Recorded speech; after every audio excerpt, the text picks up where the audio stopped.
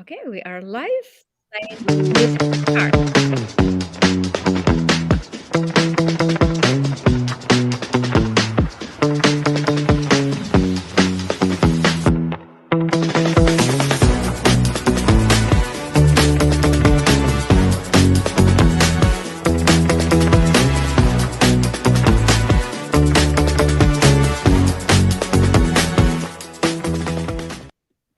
Well, welcome everyone to a new episode of Women's Empowerment Series. I am so delighted to meet you again. We have already some beautiful faces joining us on YouTube. Hello, everyone.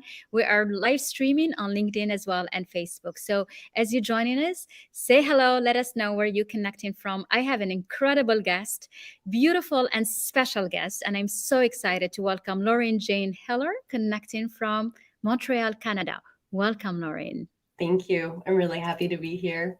Me too. But your story is even more fascinating because Lauren is originally from South Africa and, a beautiful journey that took you to become such an incredible reference in leadership as a leadership coach and today as a spiritual teacher. So it's really exciting to have you join us. Welcome, Lauren. Thank you.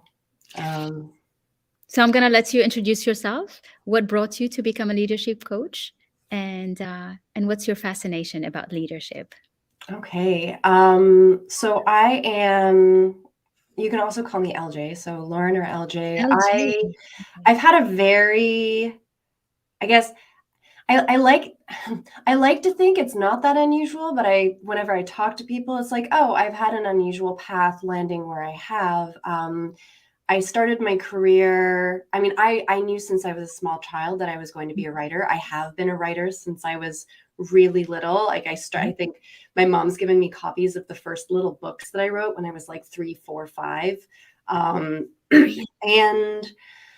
so I knew that writing was going to be a part of my life. I've always loved performing. I love being with other people. And I had, a really amazing, it was kind of luck, and I made it happen. When I was 17, I worked at a bookstore and I earned enough money to pay half of, basically I said to my dad, if I pay half, can I do my high school biology credit in Ecuador and the Galapagos Islands? Wow. And so when I was 17, I got to go to the Galapagos Islands. I got to go into the Amazon rainforest and be with the animals and learn about biology, learn from the local indigenous people about the plants and the trees and the life in the forest. And that moment for me was like, I have to share this with the world. And I couldn't believe that people were cutting down the rainforest. And so I decided that I wanted to save the rainforest, and I was going to do that through documentary film and writing books. And that was sort of the beginning of this very meandering career. Wow, wait, because this is like a very incredible beginning. I'm going to say hello to Horia. Join us. Hi, Horia. It's good to see you with us. Abdurrahman as well. So people are saying hello. This is incredible because wait a second, because when you're 16 and 17, you have to be super advanced and a little genius in where you are to actually decide that you're paying for your own trip and do it, not just decide, but actually pay for it. Well, so one of the things that, my husband and I joke about this all the time is that I'm a person who, if I say I'm going to do something, I'm going to do it. And I'm often surprised that other people don't do as much as I do or haven't. I recognize now I just turned 40 this year, and I've lived a lot of life in 40 years. Yeah, because, but you know what you just said? It's like the number one trait of a leader. If you want to be a leader, you have a word that is so unshakable. It's like your word is gold. It's like bigger than a contract, bigger than a signature. And you own that since you're 16 and 17, which means you've born a leader and you know it and you do it.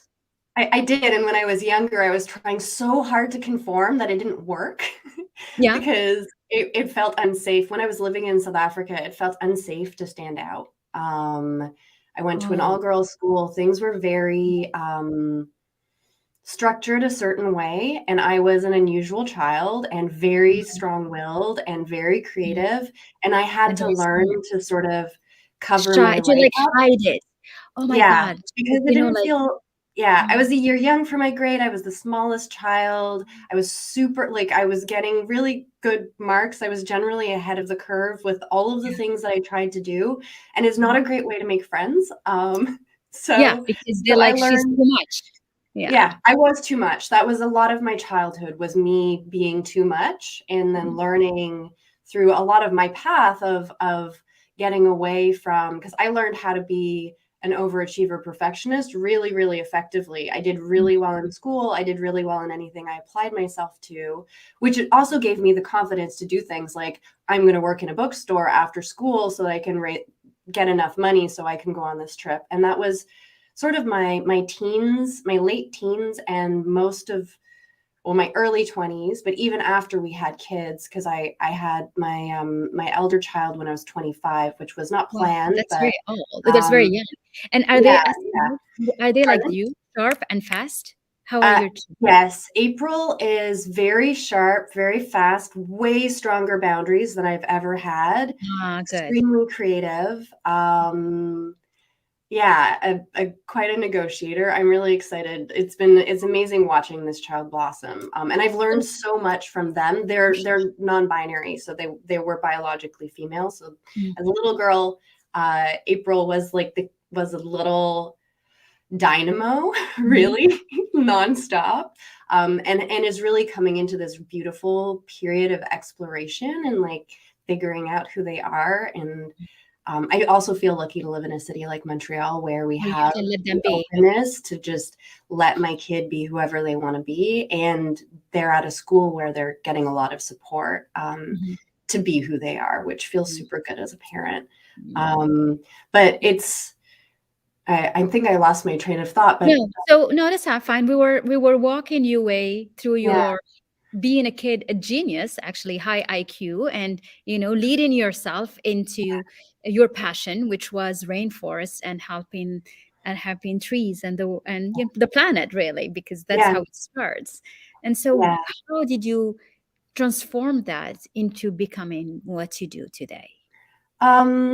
So I guess the short-ish version is I knew that I wanted to change the way that people see things. I Mm, knew that I like, and one of my gifts has always been um, revealing the things that people know and helping them to actually know it. And so a lot of the time people, like, we're so up here in kind of the content of what's going on mm, that we can't actually see what's really happening underneath. And mm. that's one of the things that I've always been able to get into or to see. And I think there's a level of vulnerability there too. When I was 18, I got really sick as a teenager. Mm, And when I was 18, I was actually off school because I was unwell, but I'd had to write a play for, I went to an art school. So I mhm, wrote a play for my playwriting class, and it was for me. I wrote it. I came home. It was my first love, my first boyfriend. mm. And I came home from being at his house one night, and I needed to write about what I was feeling and what I was going through. So I wrote a one-act play, and then I Mhm. took a playwriting class, and we had to submit something. So I Yeah. submitted that play, and I actually ended up winning a competition, and it was produced professionally. Oh, wow. But the thing for me, like the feedback that I got, was that they could feel The what I was emotions. saying, like the authenticity Yeah, of what I was translating. And because it was that for me real. is why I believe I'm actually a really good coach. And like what makes the difference when I work with people is I You guess I've feel. always been able to really channel how I feel and then translate it into words that land with people. I love that. That's a gift, actually. It's I recognize that because it's also, when you're good at something a lot of yeah, the time, and I work on this with so many of my clients, when something comes to you naturally, you don't recognize that it's yeah, actually special. You just think it's normal. yeah. So for a lot of my life, I didn't recognize that my ability to translate people's lived experience into like Into concrete word. Yeah. words Uh, is really helpful for people. it is, because a Um, lot of people don't know how to express that, yeah, because you know it very well. I mean, the side of the brain that has emotions is not the same side of the brain that has a dialect and, you know, and language. So, you yeah. know, that connection, you have to be able to know it. When did you feel that you had this gift? Was it when you wrote that play, or did you know at that time, I or think it was did you? always, if I feel back into like what just jumped out at me was, so when I was still living in South Africa, from the primary school to the high school, it was the same school that I was going to, but everyone had to write entrance exams. And Okay. then a certain number of people who wrote the entrance exams were invited to write the scholarship exam. And Mhm. so I was invited to write the scholarship exam. And part of the scholarship exam was a story that we Mhm. had to write. And the story I wrote was actually published in the school magazine. Wow. And my Incredible mom was good achievement. friends with the English teacher, and that was something that I think was reflected back at me a lot when I was a kid, was my ability to tell stories, write stories. I mean, I'm also the kid who, when I was 10, I wrote the script for Hansel and Gretel and made my friends perform it at my birthday party.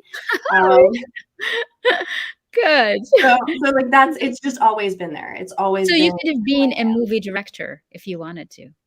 Yeah, I could have. I actually really enjoyed directing. That was one of the parts when I studied, because I studied communications after Yeah. I did an English literature degree, and then I studied communications, and I loved directing. I didn't So love that editing your so much, path but that could have that path could have taken you to Hollywood it and not could have, been. if that was where I'd wanted to go. I also loved acting, so there was a big phase in my life where I was like, "Am I going to become an actress? Am I going to perform?" Yeah. I did costuming when I was at university as Wow. well. One of the Yeah. things that I love making Yeah. things. Mhm.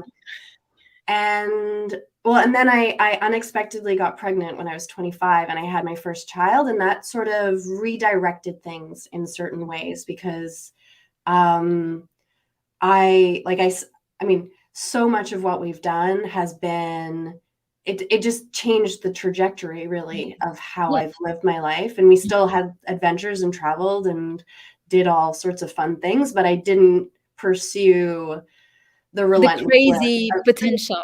Yeah. yeah, yeah, because I mean, it's also how do you choose? And I think that that's one of the It things is.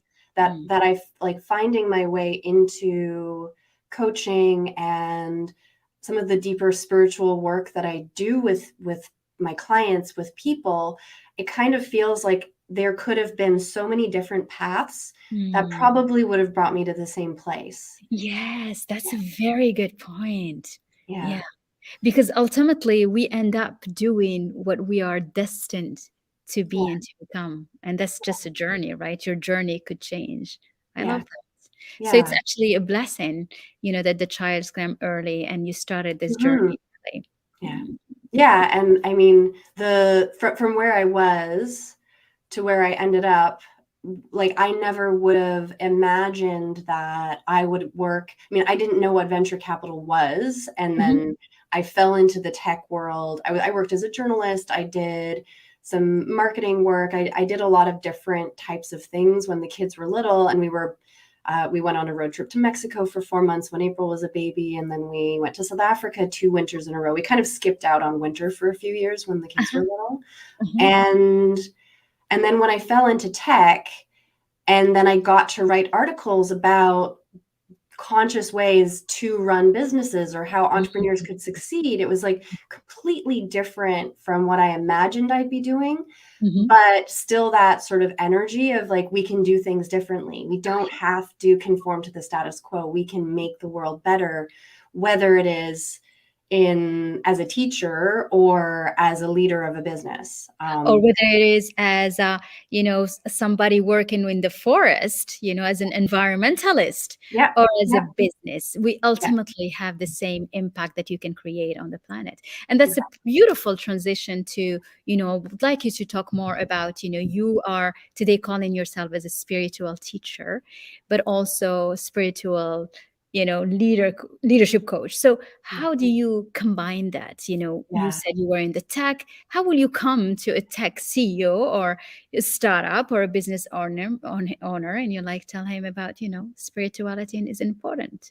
What Well, would that so would you it's funny do? because there's still a part of me that is like, ooh, calling myself a spiritual leader, that feels really big. Feels big. Yes, it And then does. I've had people call me that, and it's like, oh, I can actually own this, that this is the work that I do with people. And kind of going back to the language piece and translating experience for people, what actually happens a lot of the time when founders come to me, or I'm most of my work so far is referral based. When people are introduced to me, we talk about what's going on in their business and what they want to create and how they want to get there. Mhm. But underneath, I mean, the work that I do with people is helping them to get out of their own way.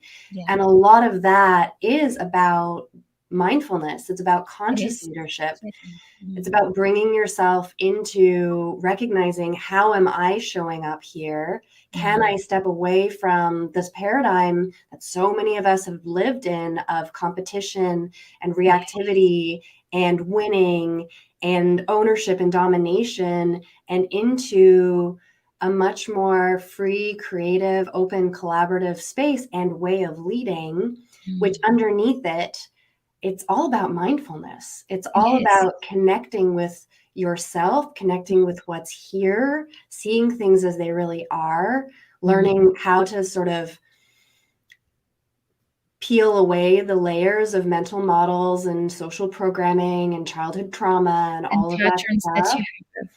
Yeah, Mm. and get through those patterns and rewire them and create new patterns, and then also see what else is here. And that's, for me, I was, because of just the way that things worked and having kids younger, and then my husband went back to school, and then I became the breadwinner, I put a lot of pressure on myself, like Mhm. so much pressure on myself. I can feel that. Yeah. And Mm. and then I burned out. And so I was working in venture capital, this amazing job, very Being like a mom. visible role, super mom. People also like love to give you these titles, and it's like, she's young and she's beautiful and she's got these amazing kids and this amazing relationship and she's got this Mm. amazing job, and like so much So pressure. many responsibilities to carry. Yeah. Yeah, and How so I did was in you? my head, Yeah. completely in my head, Mhm. no access to my emotions, Yeah, no because you can't. access You to don't my have time. feelings. You're like, you have to do Yeah. the next thing. Tick, tick, tick, tick. Yeah. Yeah. Yeah. Very So it's like in masculine that energy. mode, living for the future. And Mhm. then I burned out. And that was, for me, was the tipping point of, oh, maybe I've been successful in spite of how Yes. hard I've been working, not because of it.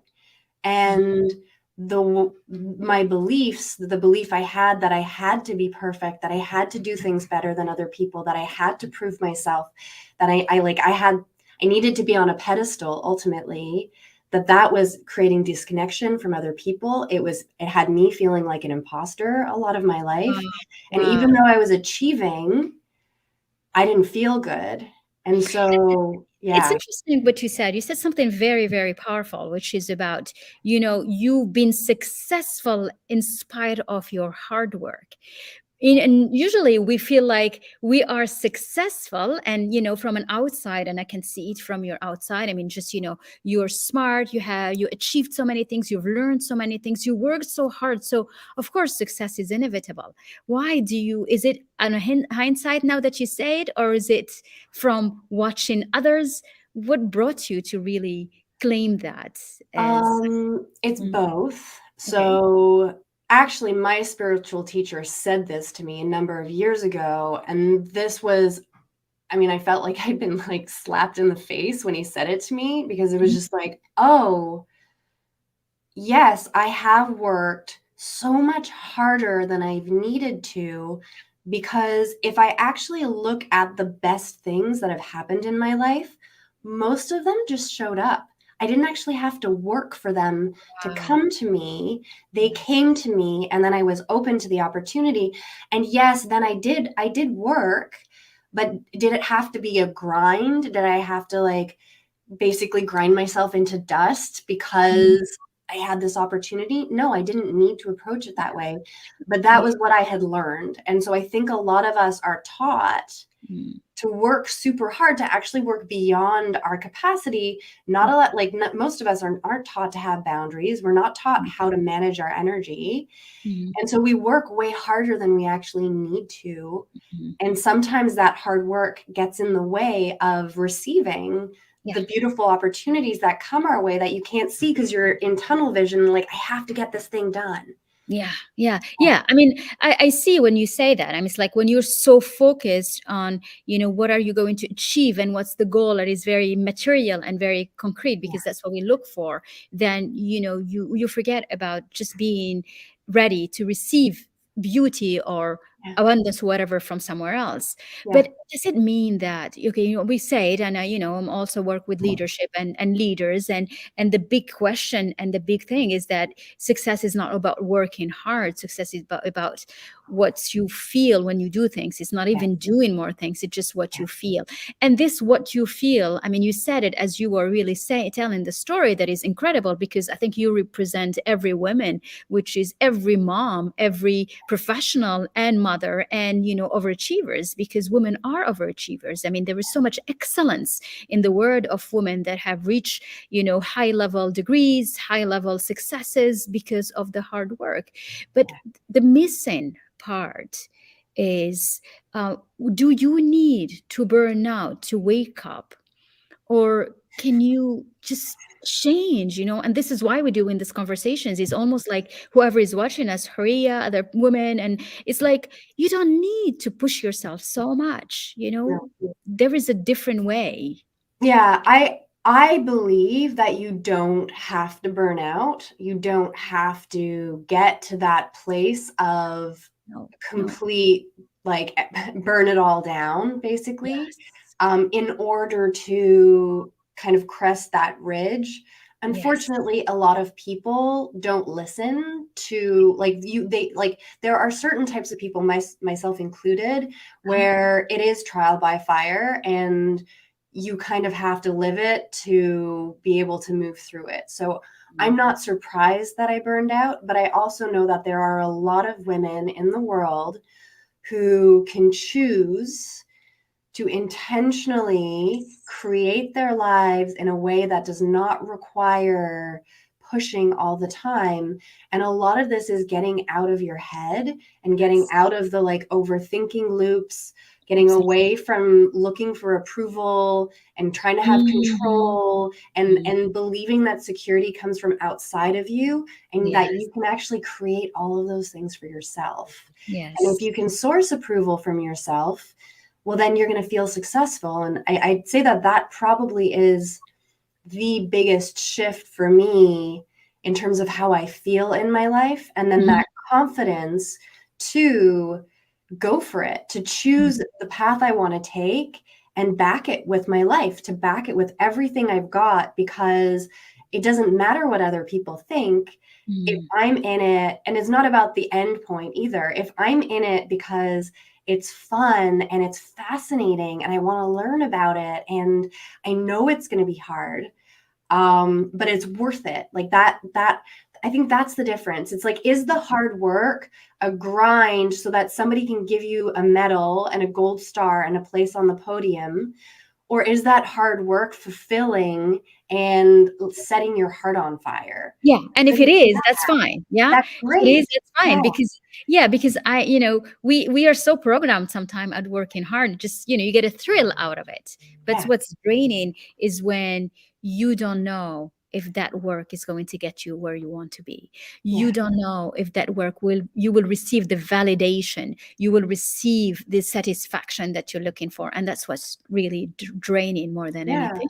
Yeah, well, especially if you're doing something that is draining already. So this is also where it's like, if you love what you're doing and you're working hard, it's probably going to give you, not probably, it is going to give you more energy. Oh, yes. If you're working on something you really don't like, and you're working to prove that you, are good enough to get the promotion, you're probably going to hate your work and hate your life. And when you get the promotion, you might even get to that place of like, I don't even want this either. what am Yes. I doing? Why am I jumping through these hoops? This isn't Yeah. how I wanted to live my life.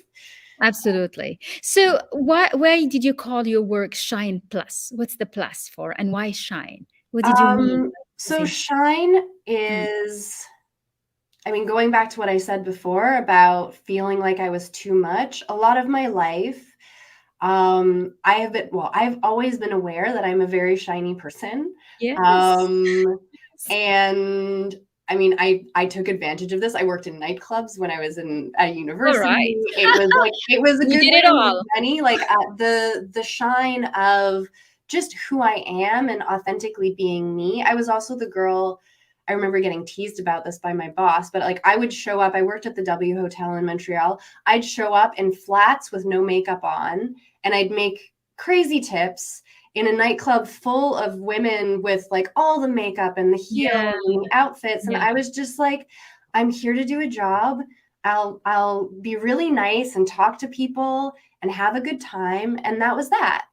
Um, and so I think for me, it's about like having the courage to shine, and then to help the other people that I work with to also have that courage to stop making yourself small and stop dimming your light and to really shine in whatever way feels Oh, yes. authentic and good for you.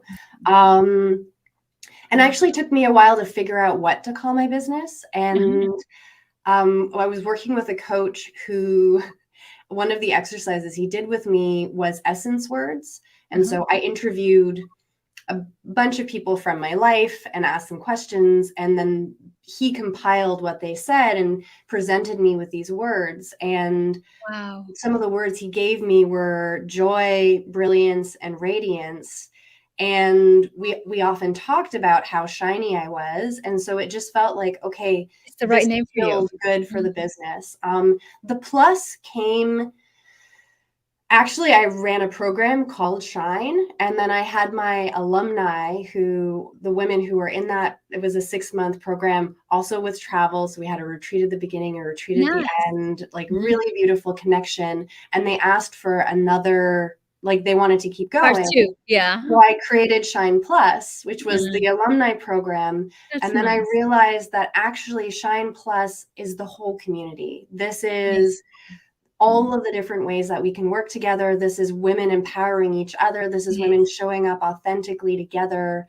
I And love it that. felt really good. Yeah. Yeah, and it's also, it feels like it's women giving the space for each other, for so that everybody can shine. And Yeah. when you like the shine plus, it's like I shine plus you shine plus you shine, and it just everyone, there Yeah. is space for everyone. And I think you're representing that so beautifully, Lauren, LJ, for the work you do, and Thank and you. you're embodying it, because we the way this work is so important to just raise awareness and to make women feel that yes, you can be overachiever, you can be smart, excellent, high IQ, genius. Don't hide it, and don't overdo it to look for validation Yeah. continuously from outside. What will be like the advice you can give to women watching us? Hi, Ilham, it's good to see you. Women watching us who, like, who feels sometimes they are trapped in needing to work so hard, because it becomes a trap, isn't it? Yeah. I Mm. think that the first thing that I would say to every single human is to stop thinking so much, because Mm. we have a tendency to overthink things and also to believe our thoughts. And so this is where getting like slowing down, Mm. being present with what's actually here, and then starting to get curious about, okay, this is the thought I have, or this is the way I see the situation. Is it true? And maybe think of what's the opposite of that. And is it equally as true? And once you can start really actually kind of breaking down the way that you think about things, that's when you can start to reprogram those beliefs that you have that maybe have you working really, really hard, or saying yes when you mean no, or doing the things that you don't want to do in your work, in your life. And for me, that's a first step of, okay, can I really bring myself here? Can I get clear on what's actually happening here without psychologizing it and overthinking it? And then I can take action once I have that clarity. rather than jumping into the thing because there's a monkey mind part of me that's like, oh, I have to do this or this terrible thing will happen. It's like, well, is that actually true? And how can we start having more compassion for ourselves too, Yes. and being nicer to ourselves Yes. when we have those thoughts, so that we can actually get clear on, oh, you know what? I'm not going to focus my energy on fixing things. I'm going to focus my energy on creating what I want and how I want to live my life. I love that. This is such beautiful, beautiful saying. And, we dropped your link for Shine Plus, whoever wants to come and shine along with all the incredible women that shines with you in your programs. And I think this is such a beautiful, beautiful, inspirational way of ending this conversation, is that, there is space for everyone. Don't overwork yourself. Let yourself be, enjoy every part, every time, in every present moment. And, this is what it means. It's like, just be present. Don't be completely blind about where you're going. Wonderful. Yeah. Thank you so much, Lauren, for Thank this you. beautiful. It's been a pleasure. It is. And discovering an incredible woman. So thank you for being so incredible and for sharing your wisdom and your beautiful experience. Thank you, Lauren. Thank you, everyone, for being with us. Bye.